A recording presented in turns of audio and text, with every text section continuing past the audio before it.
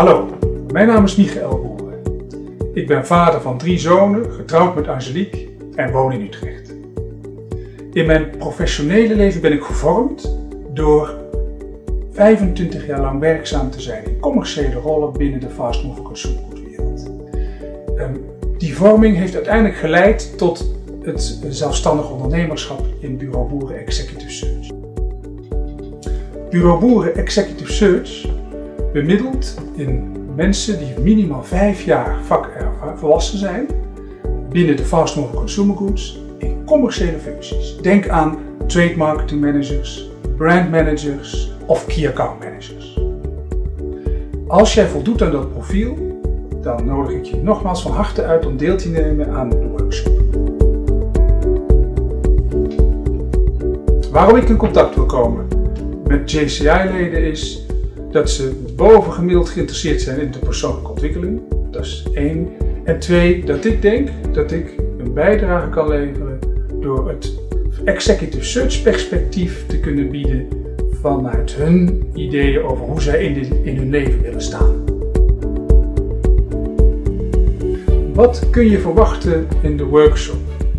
Die heet Ken Uzelf en de 3 P's van groei.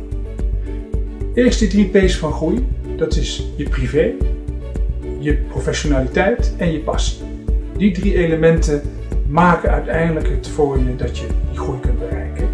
Dat doe je door uiteindelijk in de workshop jezelf in het middelpunt te stellen. En dat doe je aan de hand van het vaststellen van welke hoogtepunten en momenten je hebt gekend in je leven tot nu toe, waarin jij een speciale betekenis verleent. Die mag je delen met de groep en van daaruit zul je herkennen en wellicht ook erkennen dat je gezamenlijke momenten kent in de verschillende fases in je leven.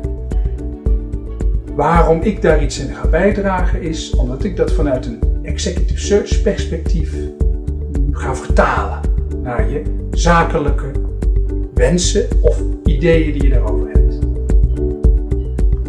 Die 3 P's, passie, privé, professioneel, zorgen ervoor dat jij gaat ontdekken waar jouw talenten zitten om in je volgende stap in je carrière daarin te kunnen excelleren.